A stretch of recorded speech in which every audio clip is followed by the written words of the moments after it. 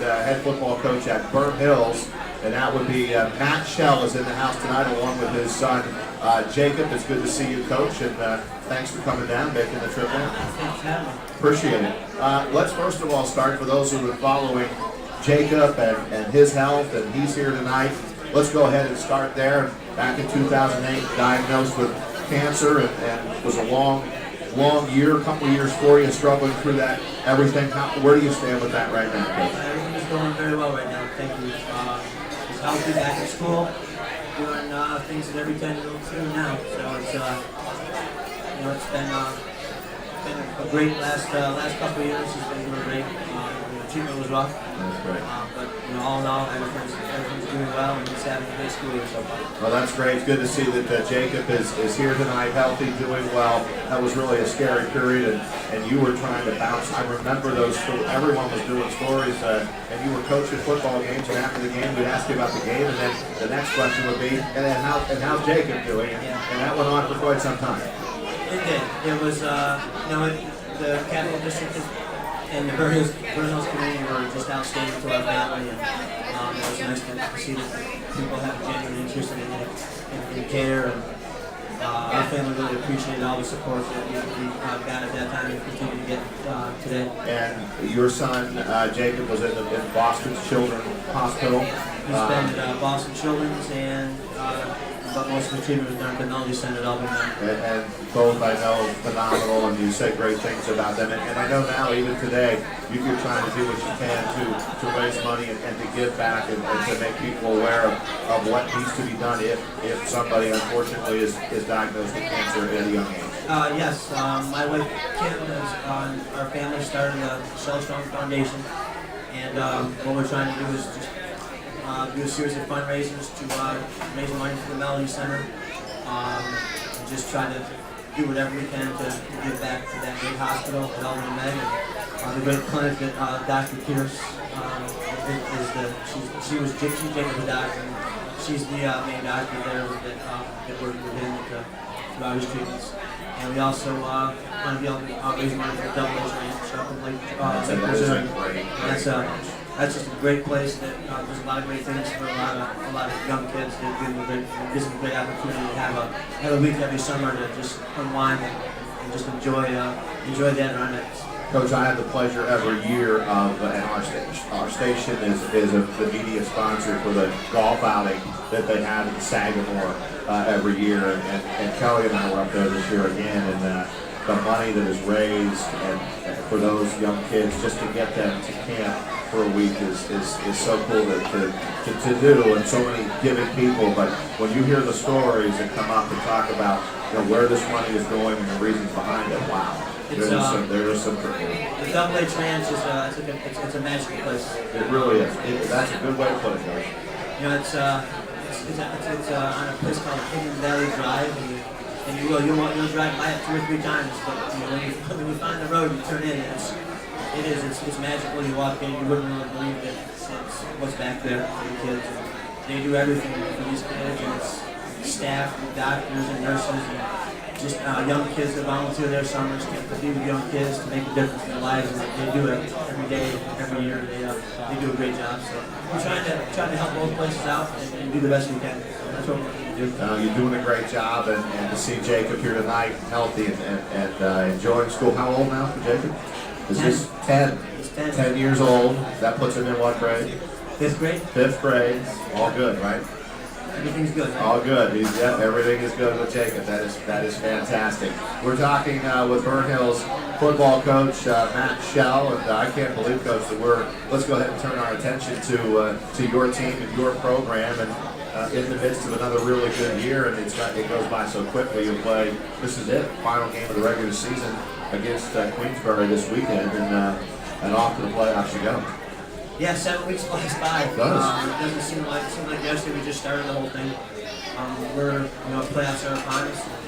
Off you go. Just hope you can get us in a situation where you get on a roll and try to make something happen in the end of the season. Are you happy? You're 5-1. Your only loss is to Amsterdam. They're undefeated. Have you been happy with the way your team has played this season so far? Oh yeah. We have a lot of young kids. It might be injured up a little bit, but no different than any other team. We responded, I thought, in a lot of class and done a great job just getting ourselves to this point.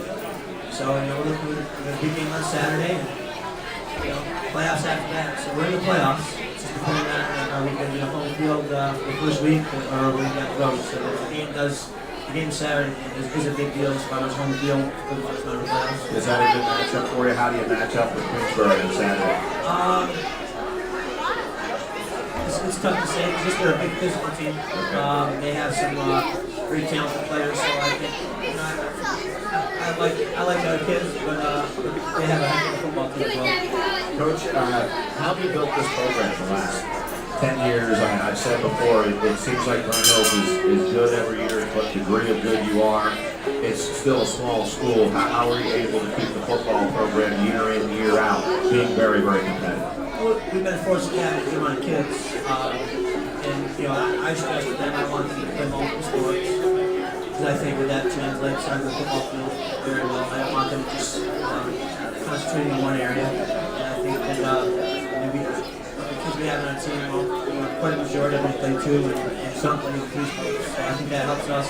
So you tell them you want them to do that? I want them to encourage them. Yeah, they need to be around different people, they need to be around just different philosophies, and I think it just makes them better people and makes them better.